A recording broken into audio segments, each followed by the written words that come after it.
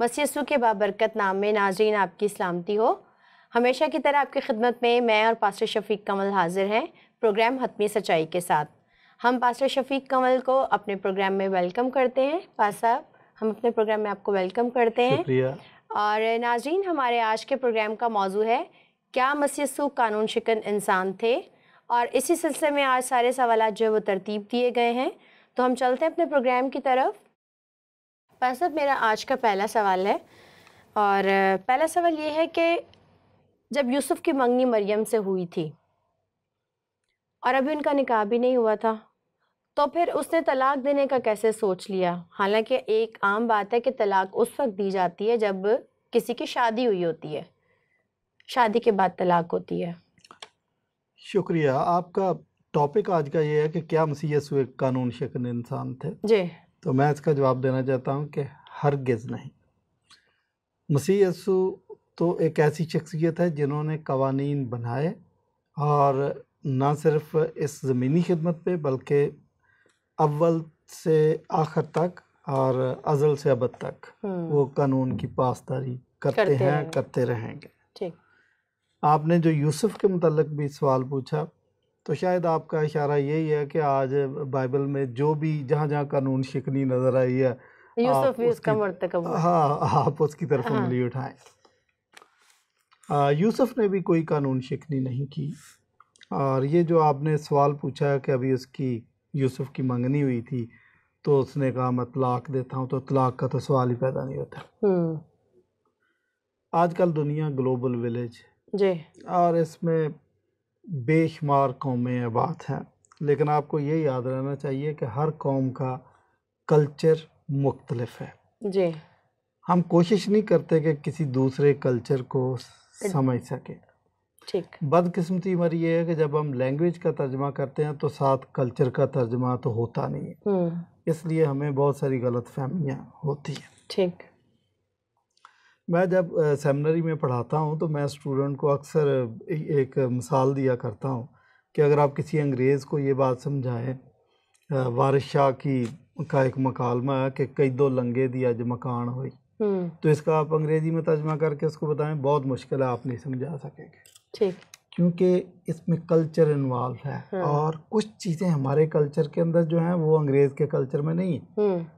تو اسی طریقے سے آج سے 2000 سال پہلے جو یہودی کلچر تھا، اس میں جب منگنی ہو جاتی تھی تو یہ نکاح کے مطابق، نکاح کے برابر سمجھا جاتا تھا۔ ٹھیک۔ پہلی بات تو یہ ہے۔ تو اگر یوسف نے ایسا کہہ دیا کہ وہ اس کو طلاق دینا چاہتا ہے تو کوئی قیامت نہیں آ گئی۔ یہ اچھا، آپ کے تو اپنے کلچر کے اندر، آپ ملک پاکستان میں دیکھیں، بعض مسلمان خاندان لڑکی کی شادی یا نکاح قبل از وقت کر دیتے ہیں۔ ٹھیک۔ نکاح ہوا ہوتا ہے لیکن لڑکی اپنے ماں باپ کے گھر میں ہوتی ہے۔ ٹھیک۔ اور بعد میں 5 سال بعد 6 سال بعد کہتے ہیں جی نکاح تو پہلے، اب صرف رخصتی رہ گئی۔ چلیں، یہ ایک کلچرل ڈیفیکلٹی تھی جس کو سمجھنا بہت ضروری ہے۔ یہودی کلچر میں جب اگر منگنی ہے تو سمجھے کہ نکاح ہو گیا۔ اچھا، میں آپ کے کہنے کا مطلب ہے کہ یہودی کلچر میں جو ہے وہ منگنی کو نکاح تصور کیا جاتا تھا۔ اچھا، اب میں اگلی بات آپ کو بتا دوں، ویسے بائبل میں ایسے لکھا نہیں ہے جو انہوں نے اعتراض کر دیا۔ بائبل میں یہ نہیں لکھا کہ یوسف طلاق دینے لگا، چھوڑ دینے کا ارادہ کیا۔ اس نے کہا چپکے سے چھوڑ دینے کا ارادہ کیا، کسی کو پتہ ہی نہ چلے کہ وہ اپنے ماں باپ کے گھر ہے، بس ادھر ہی رہے، میں کہیں مصروف ہو جاتا۔ اس نے یہ بات کہی۔ ان کیس اگر طلاق کی بات ہوتی بھی تو یہ پاسبل ہے۔ ٹھیک۔ آپ کلچر، لیکن یہ بات ویسے تھی نہیں، آؤٹ آف کویسچن ہے۔ طلاق کا لفظ انہوں نے خود ہی ڈال دیا کیونکہ کلام میں لکھا ہے۔ ہاں جی، اپنے کلچر کے مطابق ڈال دیا نا انہوں نے۔ صحیح، ٹھیک ہے۔ اچھا پاس صاحب، اگلے سوال کی طرف چلتے ہیں۔ تھوڑا بڑا سوال ہے۔ مسیح یسوع خدا نہیں تھے، ٹھیک ہے، ابن آدم تھے، محض انسان تھے، بشر تھے، اسی لیے تو وہ گناہ کے خلاف مزاحمت کرتے ہوئے نظر آتے ہیں، جیسا کہ آج کی دنیا میں بھی کہ انسان جو ہے وہ گناہ کے خلاف مزاحمت کرتا ہوا نظر آتا ہے، انسانی فطرت ہے۔ ٹھیک ہے، تو سوال یہ ہوا کہ مسیح خدا نہیں تھا، اور اگر وہ گناہ کے خلاف مزاحمت کرتا تھا تو اس کا مطلب وہ تو انسان تھا۔ جی بالکل، یہ بھی مس انڈرسٹینڈنگ ہے۔ میں آپ کو یہ بتاؤں کہ ہمارے بہت سارے دوست جو سوالات کرتے ہیں، زیادہ تر ان کے سوالات مس کنسیپشن کی وجہ سے ہوتے ہیں۔ مسکنسیپشن ایک بہت بڑا مسئلہ ہے ہمارے ہاں. مسکنسیپشن یہودیوں کو بے شمار مسکنسیپشنز تھی اور ان مسکنسیپشنز کی وجہ سے وہ مسیح کو صلیب دینے کے لیے تیار ہو گئے تھے. اچھا، آج ہمارے مسلمان دوست جب مختلف سوالات کرتے ہیں تو آپ کو حیرانگی ہوگی کہ بہت سارے سوال ان کے مسکنسیپشنز پر مبنی ہوتے ہیں، اور جب میں ان سے بات چیت کرتا ہوں تو ان کو سمجھ آ جاتی ہے، مسکنسیپشن دور ہو جاتی ہے. تو یہاں پر بھی مسئلہ یہ ہے، بات یہ ہے کہ مسیح یسوع کامل خدا بھی تھے، کامل انسان بھی تھے. کامل انسان کے طور پر بھی انہوں نے گناہ کے خلاف مزاحمت کی اور کرنی چاہیے تھی، اور ہر انسان کو کرنی چاہیے. بائبل میں لکھا ہے کہ وہ سب باتوں میں ہماری طرح آزمایا گیا تو بھی بے گناہ نکلا. تو ٹھیک ہے، بطور انسان وہ گناہ کے خلاف مزاحمت کر رہے تھے، اسی لیے تو وہ ہمارے لیے آئیڈیل ہیں، ہم ان کو فالو کرتے ہیں. لیکن یہ اس بات کی دلیل نہیں ہے کہ وہ محض انسان تھے. بطور خدا بھی وہ گناہ کے خلاف مزاحمت کرتے تھے اور کرنی چاہیے تھی. خدا کی تو فلسفی یہی ہے، بائبل کہتی ہے خدا پاک ہے، تمہارا بنانے والا پاک ہے، اس لیے تم بھی پاک بنو. یہ جو بائبل کے اندر 613 قوانین دیے ہیں، یہ گناہ کے خلاف ریزسٹنٹ کے طور پر دیے گئے ہیں. خدا تو کہتا ہے کہ میری نظر میں آسمان بھی پاک نہیں، وہ اپنے قدسیوں کا بھی اعتبار نہیں کرتا. تو خدا تو خود، بلکہ میں کہتا ہوں کہ گناہ کے خلاف اگر کاملیت کے ساتھ اگر ریزسٹنس نظر آتی ہے تو وہ انسان میں نہیں ہوتی. انسان کہیں نہ کہیں کمپرومائز کرتا ہے، خدا ہی مکمل ریزسٹنس شو کرتا ہے. تو آپ کی اپنی انڈرسٹینڈنگ بھائی کلیئر نہیں ہے. وہ بطور انسان بھی اور بطور خدا بھی گناہ کے خلاف ریزسٹ کرتا تھا، کرنا چاہیے تھی. ٹھیک ہے، اگلے سوال کی طرف بڑھتے ہیں پاس صاحب. اگلا سوال یہ ہے کہ کیا مسیح یسوع قانون شکن تھے؟ مسیح یسوع نے بہت ساری جگہ پہ قانون شکنی کی، وہ تو سبت کے دن کو توڑ دیتے تھے، سبت کے احکام کو توڑ دیتے تھے پاس صاحب. تو کیا یہ قانون شکنی کے زمرے میں نہیں آتا؟ پہلی بات تو یہ ٹرم جو نکالی ہے قانون شکنی کی، مجھے پتا ہے آپ نے نکالی، آپ تو سوالات جی ہمارے، میں اس سے اتفاق نہیں کرتا. یہ زیادتی ہے اور ناروا بات ہے کہ مسیح یسوع کی شان میں اس طرح کی گستاخی کرنا. تو بھی بہرحال آپ آزاد ہیں، آپ کو حق ہے، آپ نے سوال پوچھا اور ہم جواب دیں گے. بالکل کہ مسیح نے کبھی قانون شکنی کی. اور سبت کے بارے میں آپ کو بتاؤں کہ ایک بات تو طے ہے کہ کئی مقامات پر یسوع مسیح نے معجزات جان بوجھ کے سبت کے دن کیے، لیکن اس کی 2 وجوہات تھی. ایک وجہ تو یہ تھی کہ سبت ہی کا دن ایسا فارغ دن تھا کہ جس میں یہودی نظر آتے تھے اور ان کو جمع کر کے ان کو کوئی میسج کنوے کیا جا سکتا تھا، چھٹی کا دن تھا. اچھا، دوسری وجہ کہ جان بوجھ کر مسیح اس لیے سبت کا دن منتخب کرتے تھے کہ یہودی سوال اٹھائیں اور وہ ان کا جواب دیں اور کوئی میسج کنوے کریں. سبت کو توڑا نہیں ہے انہوں نے. یہودی یہ سمجھ رہے تھے کہ سبت کو توڑا، لیکن ایک بات یاد رہے کہ مسیح یسوع نے کہا کہ ابن آدم سبت کا بھی مالک ہے. تو جب وہ مالک ہے تو اس سے بہتر سبت کی اسپرٹ کو کوئی نہیں سمجھ سکتا. لیکن بس اب شریعت میں تو یہی ہے نا کہ سبت کے دن کوئی کام نہیں کرنا، اور مسیح یسوع نے سبت کے دن کو توڑا ہے. میں بتا رہا ہوں، ٹھیک ہے، جس کام سے منع کیا تھا وہ کام نہیں کر رہے. یا تو بولے کہ بھٹے پر اینٹیں بنا رہے تھے، تو پھر تم کہو کہ مسیح یسوع کو دیکھے جی خود تو سمجھنا چاہیے تھا، میرے کل کر رہے تھے. اچھا، یا کسی کے مکان کا سنگ بنیاد رکھ رہے تھے، آؤ جی محل تعمیر کرنا تو آؤ میرے ساتھ فوٹو سیشن کر رہے تھے. ایسا کام نہیں کیا، سمجھنے کی کوشش کر. سبت والے دن جتنے بھی کام کیے یسوع مسیح نے نیکی کے کام کیے. ایک شخص کا ہاتھ سوکھا ہوا تھا، اس کو کہا اپنا ہاتھ آگے بڑھا. اچھا، ایک 38 برس کا بیمار تھا، اس کو ٹھیک کیا. اور بھی ایک دو شفا کا کام مطلب سبت کے دن کرتے تھے. مسیح یسوع نے ایک اور بات بھی کی تھی کہ تم میں سے اگر کسی کا بچہ کنویں میں گر جائے سبت کے دن تو کیا نہیں نکالو گے؟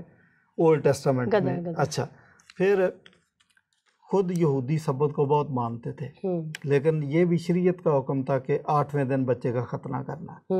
اب اگر 8واں دن کسی بچے کا سبت کے دن آ گیا تو پھر سبت کو توڑ دیتے تھے، ختنہ کرتے تھے. وائی؟ اچھا، یہ سمجھتے تھے کہ یہ زیادہ امپورٹنٹ ہے کہ ہم سبت کے دن کو نہ سبت کو توڑ دیتے تھے لیکن اس کا ختنہ کر دیتے تھے. آپ کو تو سبت کو ماننا چاہیے. پھر اگر دیکھیں نا آپ بھی یہ بات سمجھ رہے ہو کہ جو امپارٹنٹ کام ہے، جو خدا کی خوشنودی کے لیے، وہ کام اگر کر لیا جائے تو ٹھیک ہے، جائز ہے۔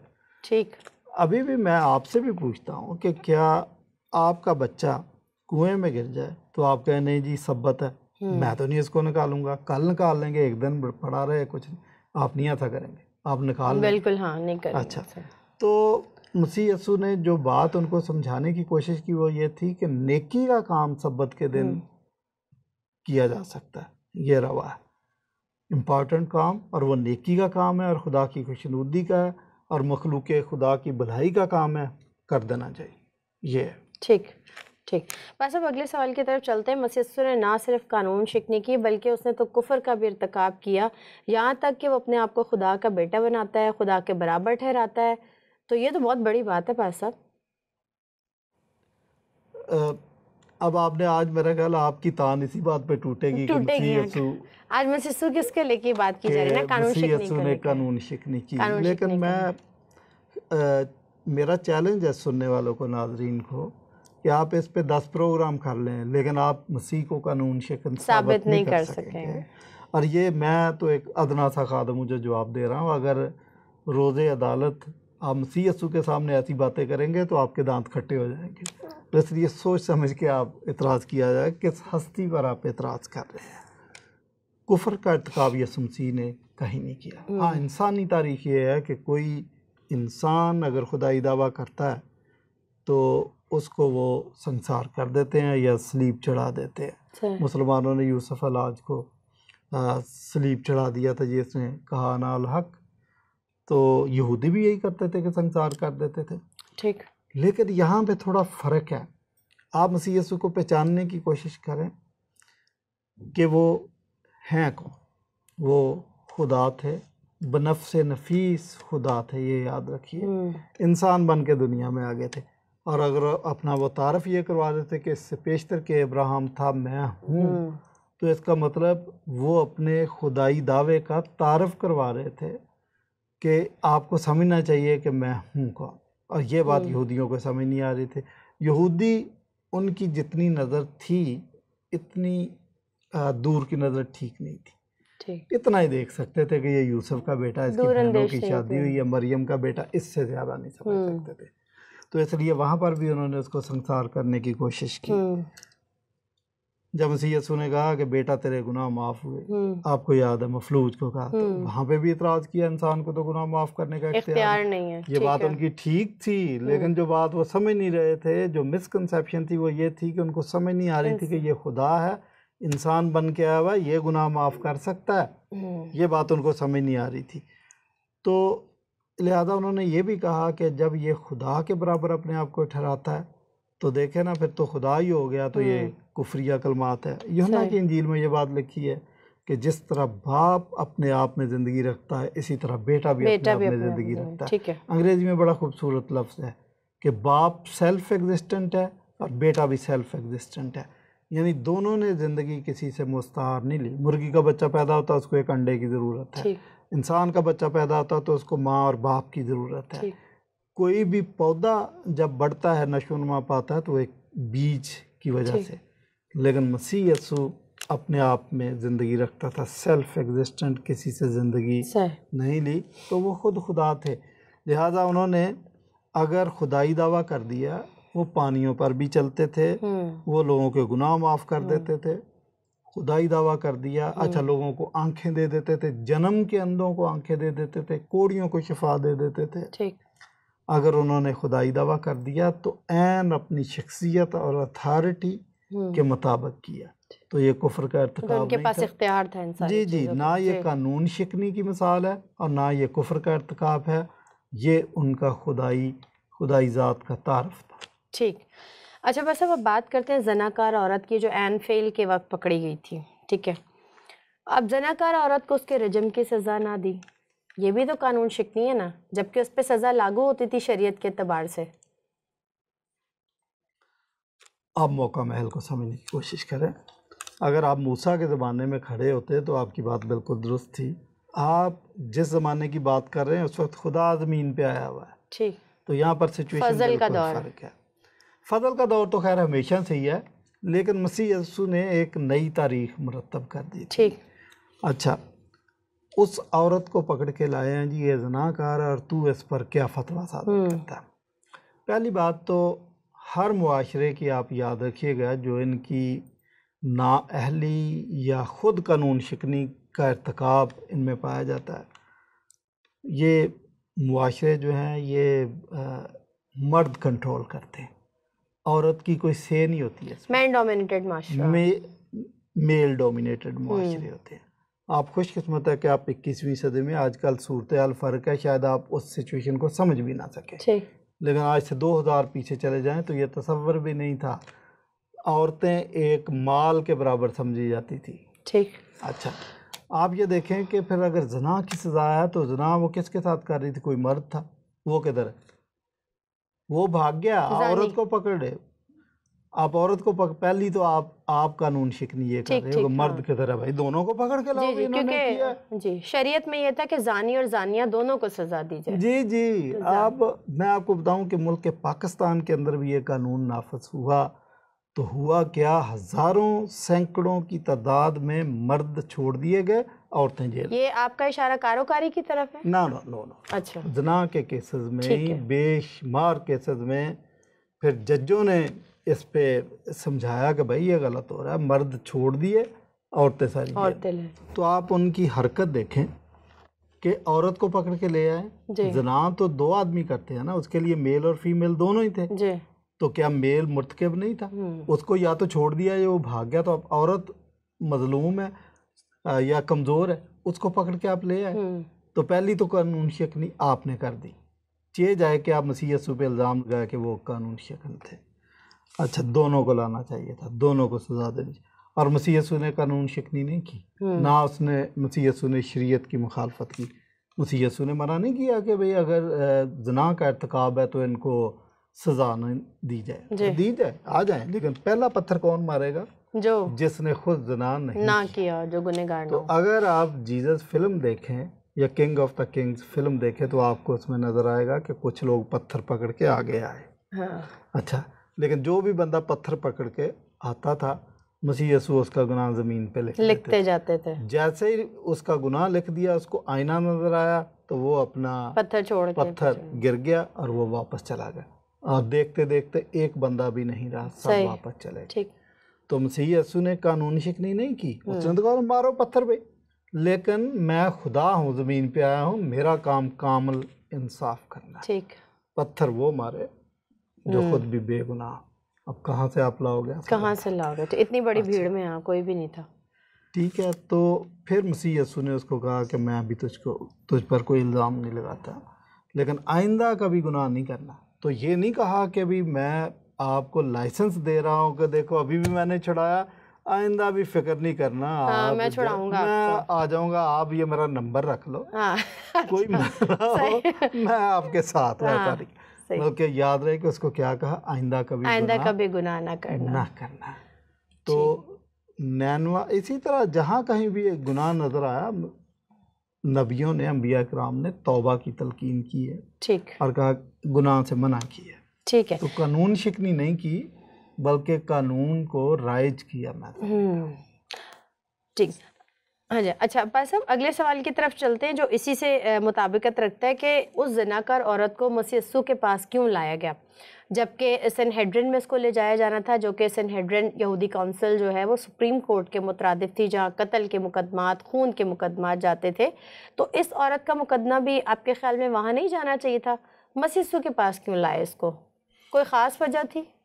دیکھیں، ایک گروپ تھا جو مسیح یسوع کے خلاف کام کر رہا تھا، ان کو اس بات سے دلچسپی نہیں تھی کہ اس مقدمے کا فیصلہ انصاف کے ساتھ ہو۔ ٹھیک، اس بات سے تھوڑی دلچسپی تھی، اگر اس بات سے دلچسپی ہوتی تو واقعی اس کو سنہیڈرن ہی لے جاتے۔ بات آپ کی صحیح ہے، لیکن مسیح یسوع کے سامنے یہ پہلا مقدمہ نہیں تھا، اس قسم کے کئی مقدمات یسوع مسیح کے سامنے لائے گئے، اور وہ اس غرض سے نہیں لائے گئے کہ آپ جج کی حیثیت سے انصاف کریں، معاشرے میں انصاف کا بول بالا کر دیں، لو وہ مسیح یسوع کو پھنسانے کے لیے۔ ٹھیک، دیکھیں مسیح یسوع سے انہوں نے کہا کہ بھائی کیسر کو جزیہ دینا جائز ہے یا نہیں، تو یہاں پر بھی مسیح یسوع کا علم چیک کرنے کے لیے نہیں، یا کہ اپنے علم کی پیاس بجھانے کے لیے سوال کیا، پھنسانے کے لیے، مسیح یسوع کو پھنسانے کے لیے۔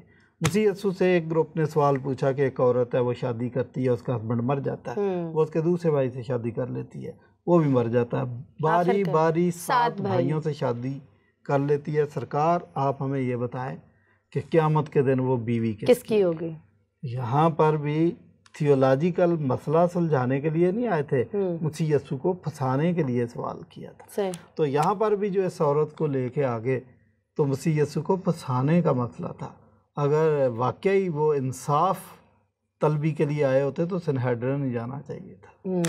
اچھا، ویسے ایک آخری سوال ہے میرے پاس، اور حیران کن بھی ہے اور عجیب بھی سوال ہے، لیکن آیا ہمارے ناظرین کی طرف سے تو کرنا تو پڑے گا۔ ہمارے ناظرین میں سے ایک دو جو ہیں انہوں نے کہا ہے کہ بھی یہ کیسی عجیب بات ہے کہ مسیح یسوع نے گدھا چوری کروا دیا۔ آپ سمجھ گئے نا پاسا، گدھا چوری کرا دیا، ٹھیک ہے، یہ یروشلم میں شہانہ، ہاں جی، شہانہ داخلہ، اس واقعے کی طرف اشارہ ہے۔ سمجھ گیا میں، شکریہ آپ کا۔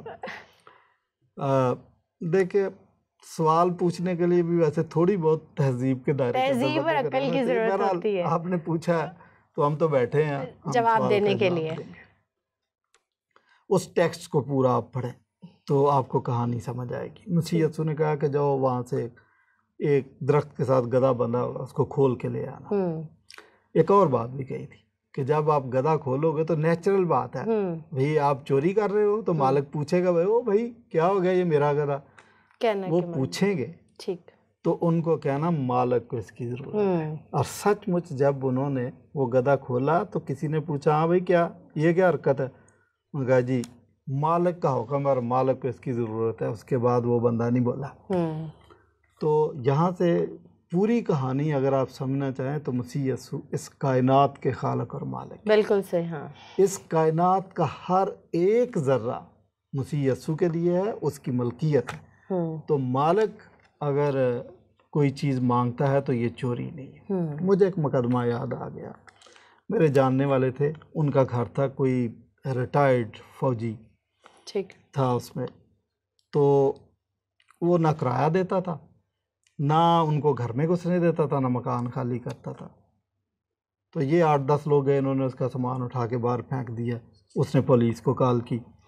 تو بعد میں پولیس کورٹ کے سامنے جب پتہ چلا، اچھا اس نے چوری کا پرچہ کٹوایا ہے، جب کورٹ کے سامنے گئے، جج کے سامنے، جج کو پتہ چلا کہ یہ مالک ہے تو اس نے کہا اس پہ چوری کا نہیں ہو سکتا، وہ تو مالک ہے اس کا، آپ نے غلط مقدمہ۔ تو مسیح یسوع پر چوری کا مقدمہ نہیں قائم ہو سکتا، وہ اس کائنات کا خالق اور مالک، ہاں، جس کے اختیار میں یہ ساری چیزیں۔ تو اگین میں بڑی عاجزی کے ساتھ یہ بات بتانا چاہتا ہوں کہ آپ کے سوالات زیادہ مسکنسیپشن پر مبنی ہوتے ہیں۔ میری کئی مخالف مسیح مصنفین سے بھی بات ہوئی ہے اور میں ان سے گزارش یہ کرتا ہوں کہ آپ کی بہت ساری باتیں مسکنسیپشنز پر مبنی ہیں۔ بہتر ہے کہ آپ کسی کرسچن اسکالر سے، کسی ذمہ دار مسیحی شخص سے ملیں، اس سے بات چیت کریں، پھر کوئی بات اگر آپ کو عجیب لگتی ہے تو پھر آپ لکھ دیں، بائبل کا مطالعہ کریں، کوئی سیمنری میں آ جائے، کچھ پوچھنا ہے آپ کو، پاسٹر صاحب سے رجوع کر سکتے ہیں آپ، اگر کوئی ایسا میرے علاوہ دنیا میں ہزاروں، میں تو ایک ادنا سا خادم ہوں، مطلب کسی درست خادم کے پاس جائیں، صحیح، جو ان کی رہنمائی کر سکیں۔ ہمارے پروگرام کا وقت ختم ہو رہا ہے، پاسٹر آپ کی آمد کا بہت شکریہ۔ اور ناظرین، آج کی حتمی سچائی جو ہے وہ میں آپ کے سامنے بیان کرنا چاہوں گی کہ مسیح یسوع جو خدا بھی تھے اور بیک وقت انسان بھی تھے، تمام قانون کے بنانے والے تھے اور قانون کی پاسداری بھی کرنے والے تھے، لہٰذا ان کے بارے میں یہ کہنا کہ مسیح یسوع قانون شکن تھے، یہ بالکل بھی قابل قبول بات نہیں ہے۔ اور جن لوگوں کی ان کے بارے میں یہ سوچ ہے، یقیناً وہ زنگ آلود ذہنیت کے مالک ہیں۔ اگلے پروگرام تک کے لیے مجھے اور پاسٹر صاحب کو اجازت دیجیے، اپنا بہت خیال رکھیے۔ اگر آپ کوئی بھی سوال ہم سے کرنا چاہتے ہیں تو ہمارے اسکرین پر دیے گئے نمبرز پر ہم سے رابطہ کر سکتے ہیں۔ یہ بات ضرور کہنا چاہوں گی، سچ سنیے، سچ بولیے، سچ کھوجیے اور سچ کی تلاش کیجیے۔ خدا مسیح یسوع کا فضل آپ پر ہمیشہ ہوتا رہے۔ شکریہ۔